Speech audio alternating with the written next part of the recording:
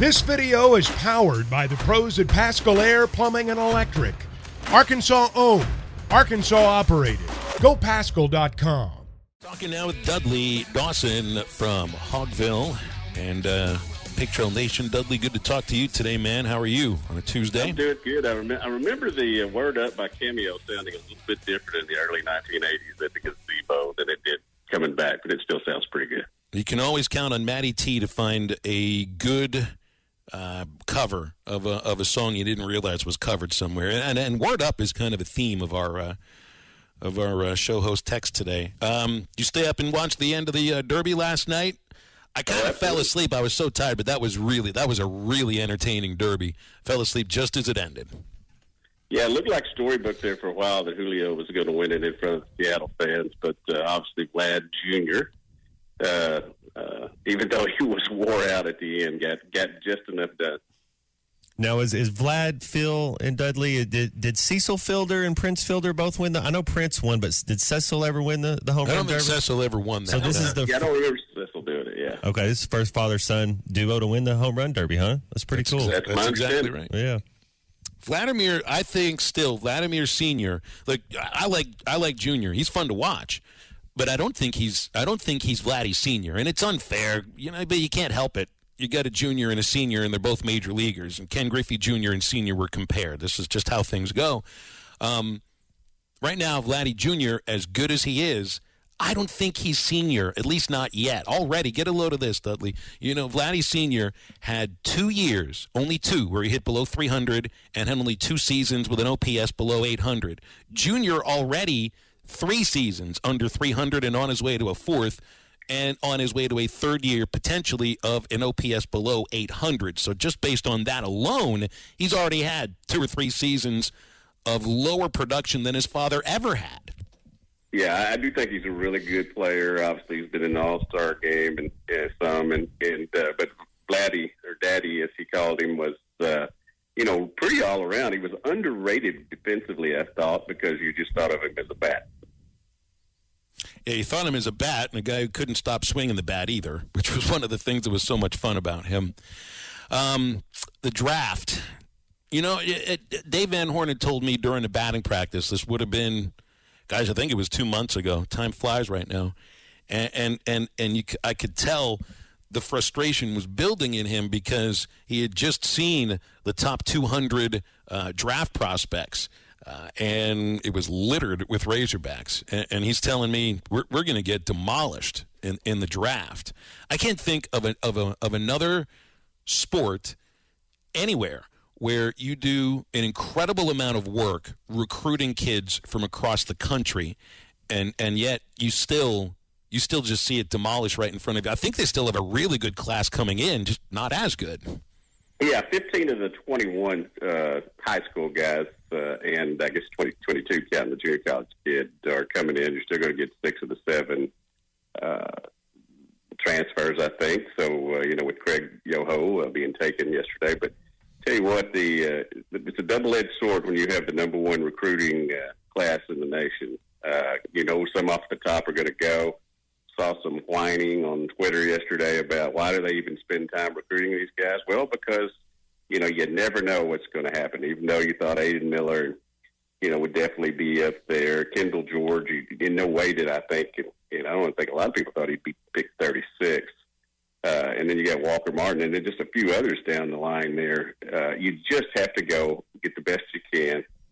I know Coach Van Horn was mad because the draft was later this time, and they kind of put it all in with the All-Star festivities and all that. But they still have a really, really good class coming in. A lot of players who haven't been publicized during the draft are really good players that I've talked to and watched play over the last couple of years and have played at high quality. Either weren't taken yet or were sending out the vibes that this is how much money I want and didn't get it. I understand the frustration that fans have, but the reality of this is that a lot of these kids, the coaches are following them from age 13, 14. You sign a 15-year-old, and then just imagine the changes that all of us went through between the ages of 15 and 17 or 15 and 18.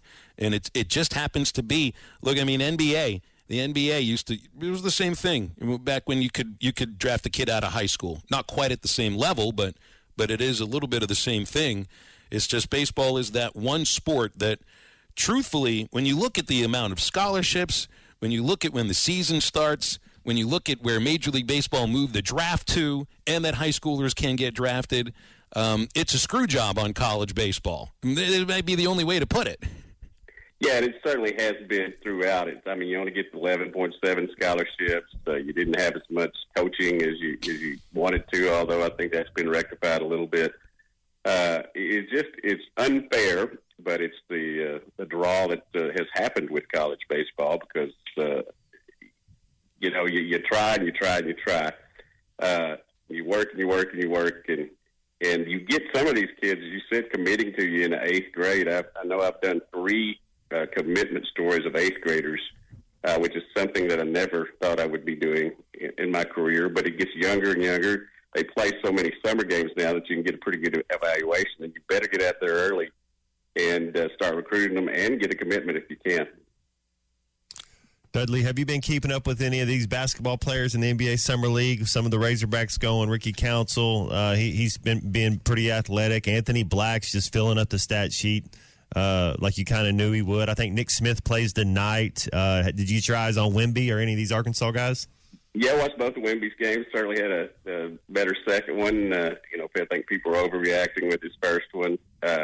They don't call you a generational pick unless you've done some things that invite you to be drafted number 1. He did not have a good first game, but I mean, he's 7'3.5". He could shoot outside. What I was at 19 was not what I was going to be, and I'm sure that's the same way with him. He'll put on a little weight to learn how to play the NBA game, and I'm sure he's going to be really good down the line. Now, the wife has been gone the last few days, so I've had 3 TVs on in the living room. Yeah.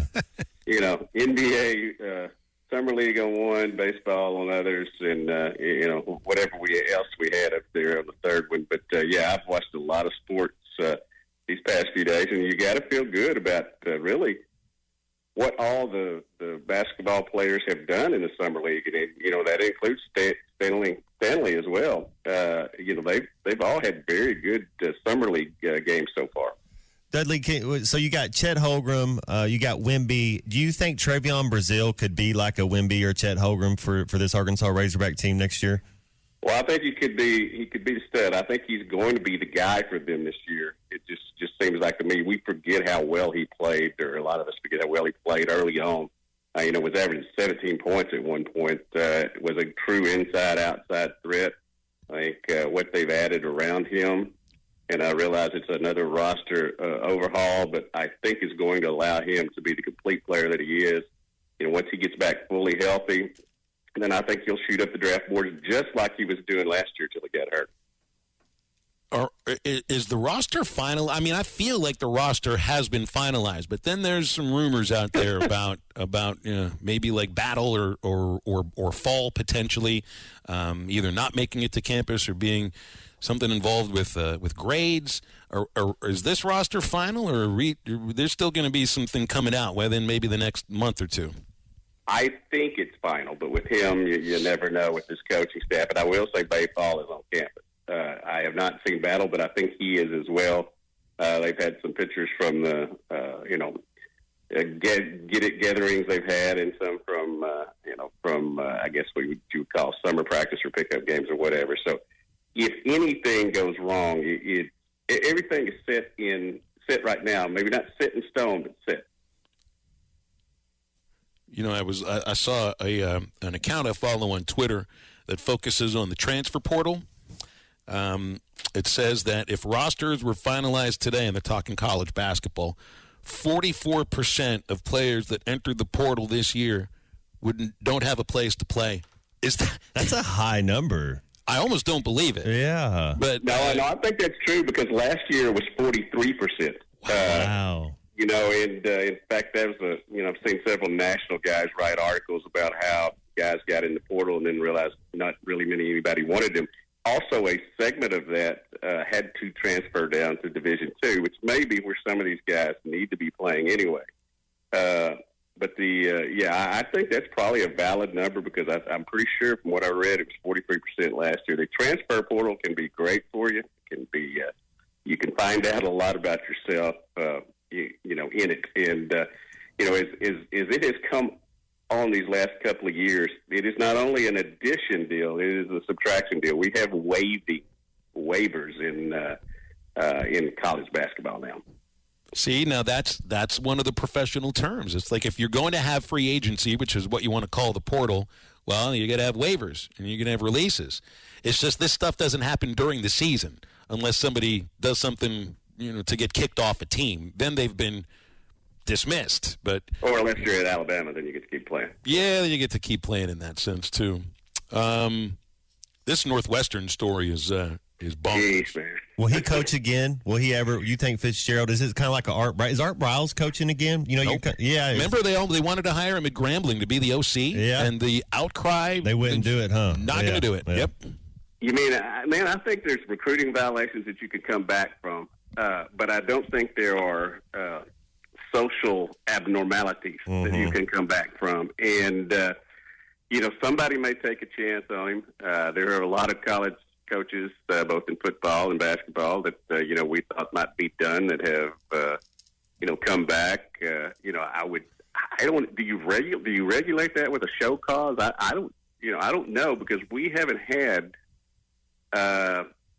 other than Penn State something that rises to this alleged level in my mind.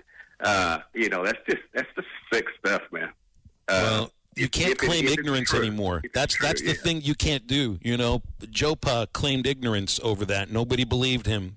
Patino claimed ignorance at Louisville. Nobody believed him. It's the same with Briles. He knew what was going on there. Plausible deniability is not a word that works anymore in our society, especially in athletics. That's what I was going to say with Hugh Freeze, Bobby Petrino going to other schools and then getting back into the Division I. Both of them landing SEC jobs. Do you think that would have to be the way Fitzgerald would have to do it, huh? Oh, absolutely. He'd have to go the Will Wade way, where he'd be suspended before he even gets to coach.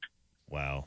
Yeah, but then there's always going to be the imagery, and of these running tactics and anything that becomes sexualized within the locker room in such an awkward way. I don't know how you come back. Like Patino came back, but it had nothing to do with anything that was happening in the locker room. That was pimping out your players essentially in a sense, and he found a way back from that, which is still shocking too. Yeah, all of us have been in locker rooms and we know that it's run somewhat like the military a little bit, but nothing of this vein happens or hasn't recently, and that's why it's so spotlighted right now. That's why it's leading ESPN and the newspapers and all that. You run it with iron fist for your veterans, but that's it. Well, yeah, that's the thing. You'll say, and a lot of coaches tell you this. You've heard it. Player-led teams are the ones that win the most, but that still doesn't absolve the coach from not knowing the things that are occurring inside the locker room. And look, you know this as well. There are a lot of coaches, and I'd say more than most are. Maybe this isn't the right way to put it, but control freaks. That's one of the reasons that they got to where they are, aside from being intelligent, brilliant, and great strategists and all of that. But they're about control in a lot of areas. And I understand it's difficult to control what's going on in a locker room of near 100 people, but the buck does stop with the coach. And you're the CEO of the whole thing. And also with administration, and I think Northwestern really botched this thing. Number one, they did their investigation, and then the president came out, or chancellor, I can't remember which one it was, and said, hey, I shouldn't have suspended him for 2 weeks. I didn't have enough information. And then, 24 hours later, they were letting him go. I mean, just be quiet until you've got something for sure to say. Yeah, you're exactly right. And then there's crazier, not crazier things, but just as crazy stuff coming out about the Northwestern baseball coach, Jim Foster, which we can get into another time. BetOnline is your number one source for all your betting needs. Get the latest odds, lines, and matchup reports for baseball, boxing, golf, and more. BetOnline continues to be the fastest and easiest way to place your wagers, including live betting and your favorite casino and card games available to play right from your phone. Head to the website or use your mobile device to sign up today and get in on the action. Remember to use our promo code BELIEVE, that's BLEAV, for your 50% welcome bonus on your first deposit. Bet online, where the game starts.